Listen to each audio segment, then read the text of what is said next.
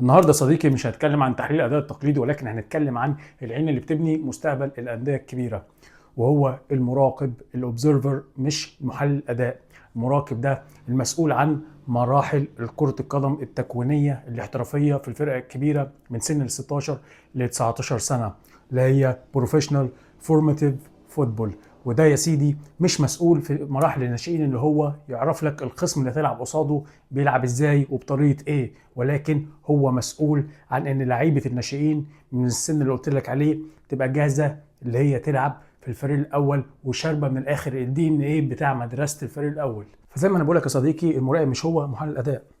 المراقب هو من الاخر العين بتاعه المدير الرياضي للنادي كله، اللي هو بيشوف انهي مدرب وانهي لعيب يصلح لفلسفه النادي. يعني النهارده هنحكي عن مراقب نادي برشلونه، وهو بالتالي الراجل اللي موجود في اكاديميه لاماسيا، العين بتاعه المدير الرياضي اللي بيشوف الماتشات وبيشوف التمارين عن طريق الفيديوهات والكاميرا الخاصه بيه في الماتشات والتمارين، وبيشوف مدى تطور اللعيب من اول ما انضم للنادي. هل في امل ان هو يكون لاعب من لعيبه الفريق الاول قدام، ولا لا هو اللاعب مش بيتطور، ولا هو اللاعب اصلا مش موجوده فيه الصفات اللي تخليه في الفريق الاول فبالتالي بيمشوه.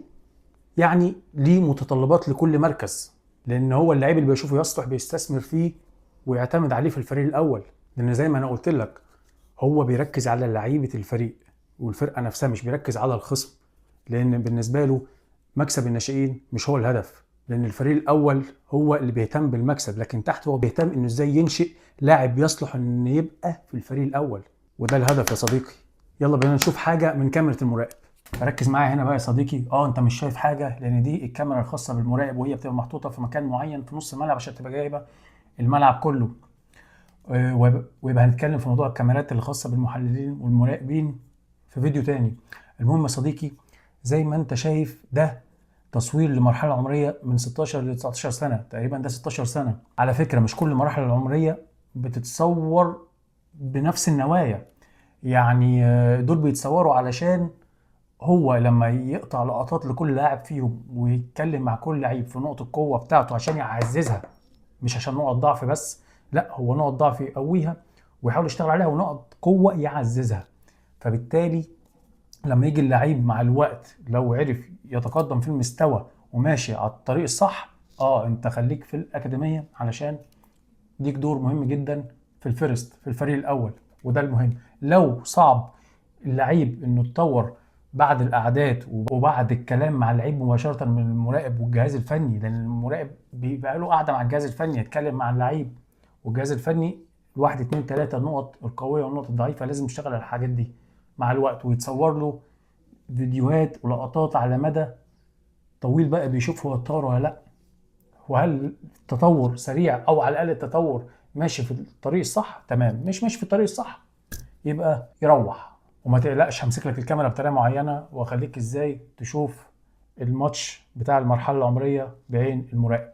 يلا بينا. الفريق مع الكره اهو. تمام. مرحله بناء اللعب. يلا.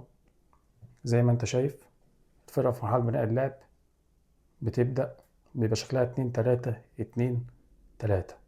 تمام، ركز. طبعا اكيد الناس عارفه برشلونه لازم تبدا اللعب من تحت، لازم يكون عندها مدافعين يعرفوا يلعبوا كرة على الارض، حتى حارس المرمى ينفع يلعب رقم 11. بص هنا، ركز. هم عايزين يكسروا خط الهجوم والضغط العالي اللي عليهم ده.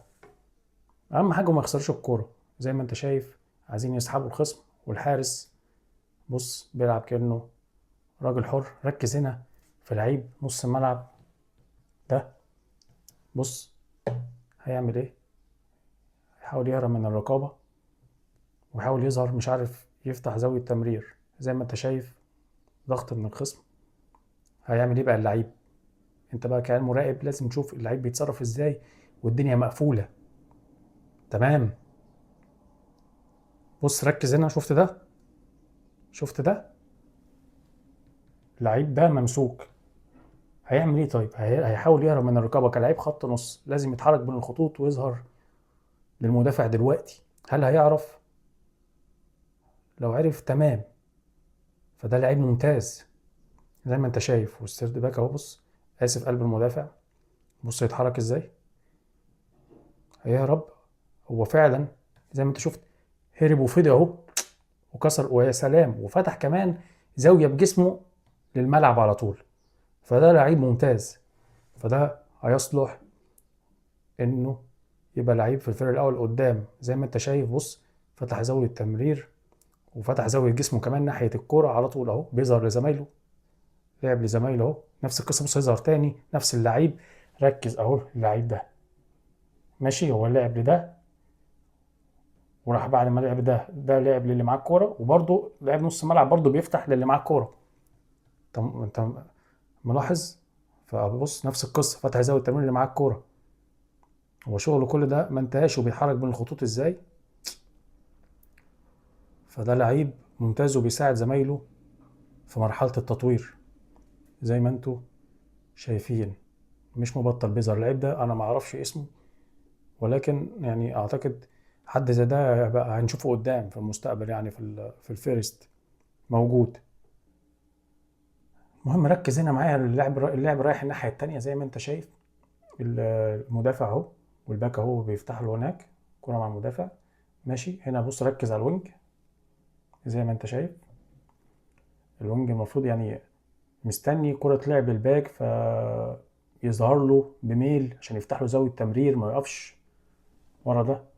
تمام، لكن هو طبعا زي ما تشوف المدافع على فكرة هيلعبها للوينج مباشرة. تمام، طبعا في اللمسيه وبرشلونه المفروض تعتمد على ان الوينج يكون ممتاز في المان تو مان، والممتاز في المان تو مان يكون لعيب تقيل على الكوره ويقف على الكوره كويس ويلعب اللي في وشه لو اتزنق.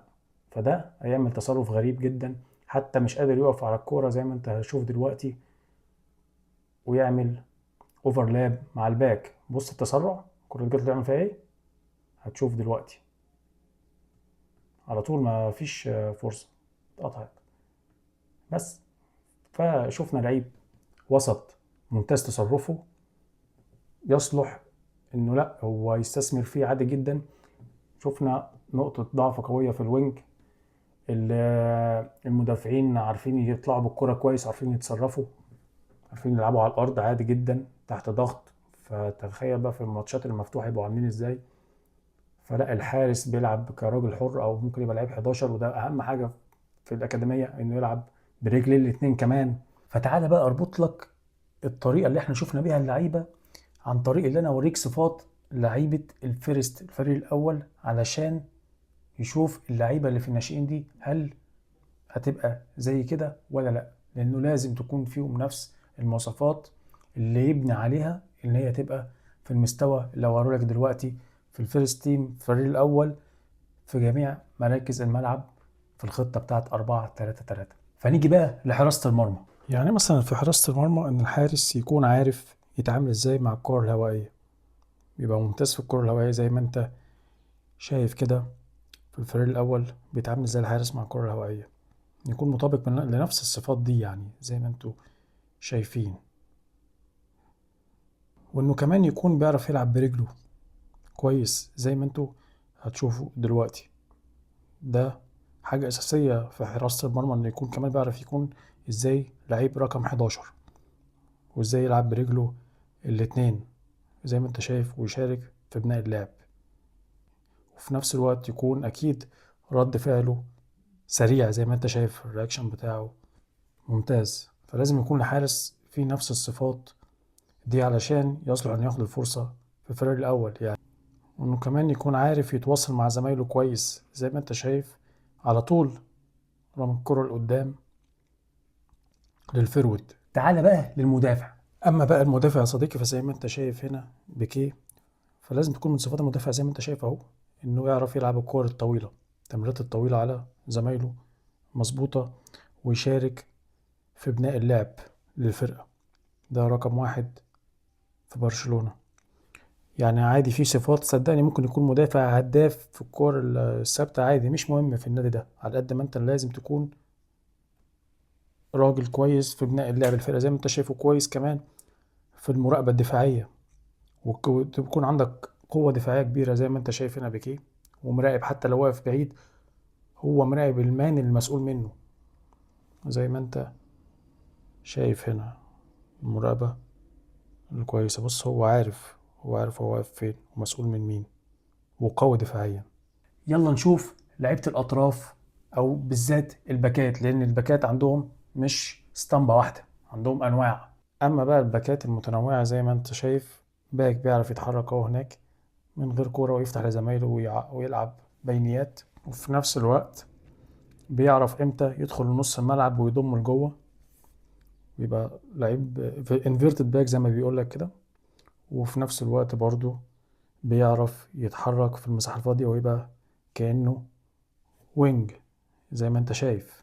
فيعتمد برضو انك لازم تكون سريع، وفي نفس الوقت اديك زي ما انت شفت الاوفرلاب، يكون جيد في الكلام ده، اوفرلاب، والكيمياء بتاعته تبقى حلوة مع الوينج، والتغطية العكسية زي ما انت شايف، والمراقبة بص، والسرعة طبعا. فكل دي صفات لازم تكون موجودة. وفي نفس الوقت قادر كمان اللي انت ممكن في اي لحظة تكون مهاجم وهمي زي ما انت هتشوف دلوقتي، وراح بانفرادة. ده طبعا جوردي ألبا زي ما انت شايف. بص هيبقى برضو مهاجم، بص زي ما انت شايف. فتكون عندك ميزة التهديف. لو تفتكر حتى من داني ألفيج، وهما برضو بيمتازوا عندهم الباك بيتابع كويس الهجمة زي ما انت شايف. بص هتلاقيه دايما مستني الكرة تجيله في أي لحظة ويهدف. على فكرة من داني ألفيش كان كده برضو، بص نفس القصة، الهجمة بتتلعب عادي جدا وهو بص واقف زي ما انت شايف، هيظهر هو حافظها، دي مش صدفة. ويكون في نفس الوقت قادر يلعب التمريرة اللي في الزاوية العامية للمدافعين. وغير طبعا انه زي ما انت شايف لازم يكون عنده شراسة وسرعة، لازم يكون عنده شراسة دفاعية لأن أكيد هيلعب على وينجات جامدين. ويكون برضو يعرف يستخلص الكرة كويس،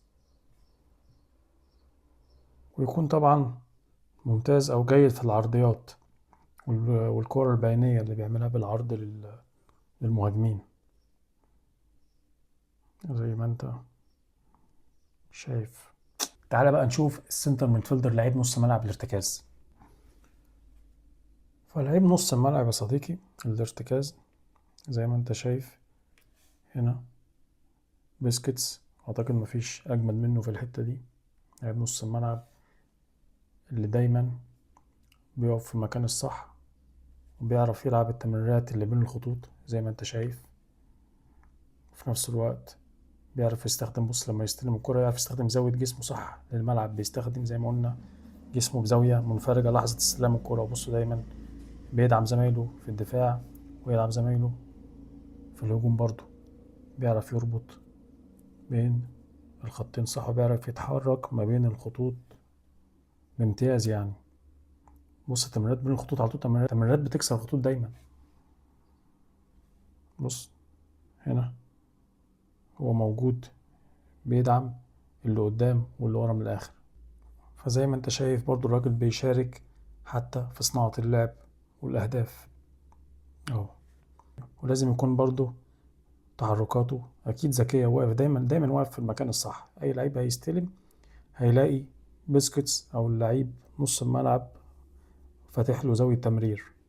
أما بقى الأتاكينج ميدفيلدر البوكس تو بوكس، اللعيب رقم 8. فيا صديقي اللعيب بقى أتاكينج ميدفيلدر أو اللعيب رقم 8 زي ما انت هتشوف دلوقتي اهو، بيكون بيعرف يتحرك في المساحات الضيقة اهو، وتمريراته، ودايما تمريراته بتكسر الخطوط وتبقى حاسمة. ويكون برضو ممتاز برضو، بص في التمريرات القطرية، ركز عليه اهو. بص بص على طول عدل زاوية جسمه على طول عشان يكسر خط الدفاع. في نفس الوقت يكون برضو كويس في انه يعرف يربط مع جميع نواحي الملعب، سواء يعرف يربط مع الباك او الوينج زي ما انت شايف، او نص الملعب او المهاجم.